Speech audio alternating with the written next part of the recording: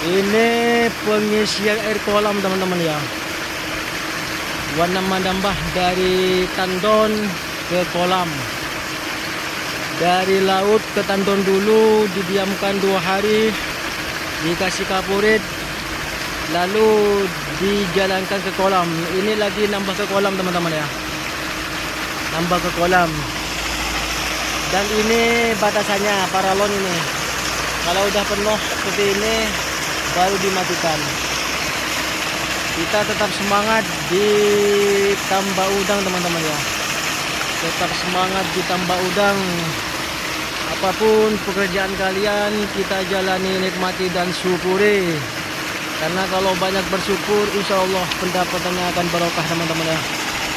Pendapatannya akan barokah. Tetap semangat.